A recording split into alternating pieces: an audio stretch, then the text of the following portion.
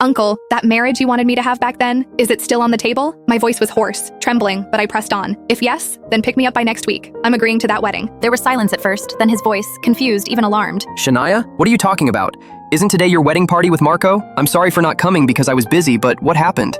Why are you suddenly saying this? My chest rose and fell as I struggled to keep steady. Because for the second time, he postponed our wedding ceremony for Camille. So I'm done. I heaved. He's never gonna choose me again, so please, see me by next week, Uncle. I'll do everything you want me to do if you pick me up from this misery. Before he could respond, I ended the call. The weight of those words clung to me like lead, but there was also a strange kind of release, like finally cutting free from chains I had worn for too long. I lowered the phone slowly, my hand trembling as I clutched the lace of my gown. Around me, the garden lights still twinkled, strung across branches like stars. The roses and lilies we had chosen together lined the aisle, their fragrance heavy in the night air. Tables were filled with food that no one touched, champagne glasses half empty, and yet there was no groom. My wedding had become nothing but a spectacle of pity. One by one, the guests approached me with hushed voices, their eyes heavy with sympathy. I'm so sorry, Shania. You don't deserve this. He'll come around. Don't worry. Each word was like salt in an open wound. I stood there in my gown, the gown I had dreamed of since I was a girl, its white silk trailing across the grass, now stained by tears I tried to hide. Marco didn't come. When I finally called him, desperate for an explanation, his voice was maddeningly calm, as though he had no idea what I was standing in the middle of. Babe, I'm sorry. He said. Camille's burning with fever. I couldn't just leave her. We can just do this again,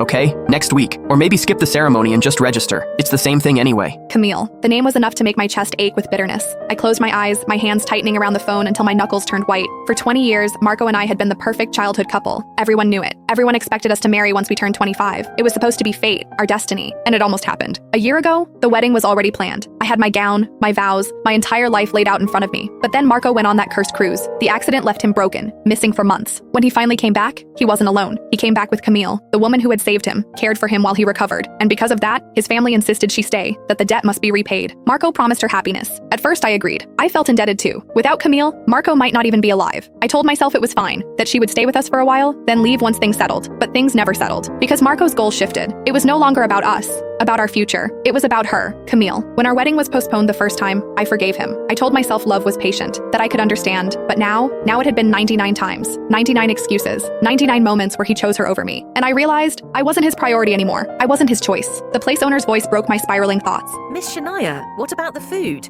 Everything's been prepared for the guests. A bitter laugh escaped me. Donate it, I said coldly, my voice sharper than I intended. Give it to anyone who needs it. I don't care. I grabbed my bag, my heels clicking against the marble floor as I walked out of the place without looking back. The car ride home was quiet, but my chest wasn't. It burned with every memory, every broken promise. The house loomed in the distance, the one Marco had given me as our supposed future home. A symbol of love, of promises of forever. But to me, it was nothing but an empty shell. Inside, I moved quickly, almost frantically. My room became chaotic as I pulled open drawers, gathered everything Marco and his family had given me. Diamonds, gold, letters, keepsakes,